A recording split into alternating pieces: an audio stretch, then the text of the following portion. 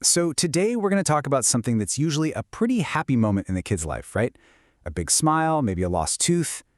But what if I told you that for some kids, these simple things are actually packed with medical risk? That basic dental care becomes this high-stakes balancing act? Let's dive in. Just think about that for a second. That wiggly baby tooth, something that's supposed to be about the tooth fairy and a little bit of excitement, what if that was actually a reason to call the doctor? For some families, this isn't just a what if, it's their reality every single day. And here's why. For kids with hemostasis disorders, like hemophilia, their blood just doesn't clot the way it should. So a tiny cut on the gums from brushing too hard, or a tooth falling out, or even just a standard cleaning at the dentist, any of these can cause bleeding that's really hard to stop. This means prevention isn't just a nice idea, it's absolutely essential to avoid a trip to the emergency room. So, to get a better handle on all this, a group of researchers in Mexico decided they needed to dig in. They wanted to get a really clear picture of the dental habits of these children, to pinpoint the risks, and, more importantly, to figure out where the real opportunities for prevention were hiding.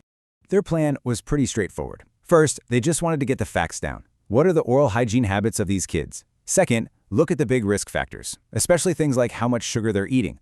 But the third goal, well, that was the big one. They wanted to see if there was a link between what a caregiver believed about health and how well their child actually brushed their teeth every day. All right, so who are they looking at? The study focused on a group of 30 kids with an average age of about 9. And you can see they were almost evenly split between two of the most common bleeding disorders out there, von Willebrand disease and hemophilia A. So it was a really representative group for this kind of investigation. Okay, so this is where things start to get really interesting. When the researchers started sifting through the data they collected from the caregivers, the picture that emerged was, well, it was messy.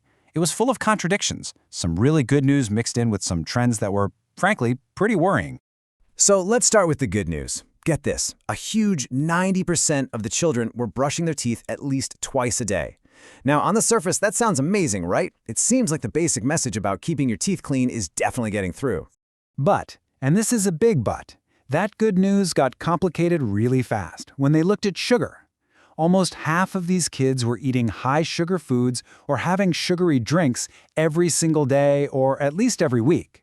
A habit like that can totally undermine all that great brushing, because it just creates the perfect storm for cavities, which, of course, is the exact thing you want to avoid when dental work could cause a bleeding emergency. And the mixed signals just kept coming. So while a solid 70% of families were on top of regular checkups, that leaves a critical 30% who weren't. This group was only going to the dentist when a problem had already popped up.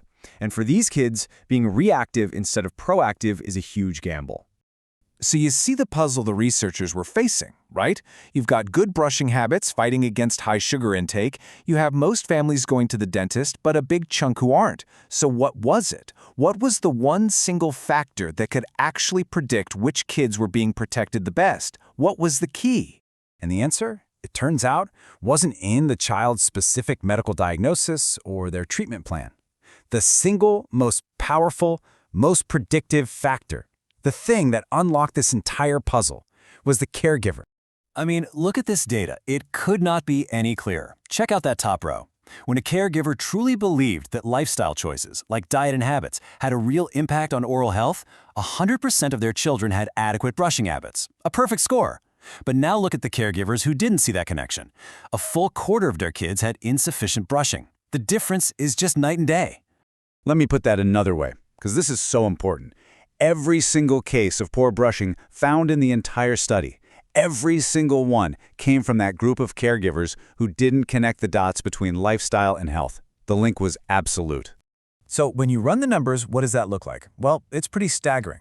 Researchers calculated the odds, and they found that a child was over 13 times more likely to have good brushing habits if their caregiver simply believed that a healthy lifestyle mattered. This wasn't a small connection. It was the most powerful tool for prevention they could possibly find. Okay, so we have this really powerful piece of information. The big question is, what do we do with it? The study's findings aren't just interesting facts. They point directly toward a real concrete plan of action that could genuinely improve these kids' lives. The whole explainer really boils down to this one idea: caregiver perception. And it's not just about knowing a few facts from a pamphlet. It's that deep-seated core belief that what you do every day, the food you buy, the habits you teach, directly shapes your child's health.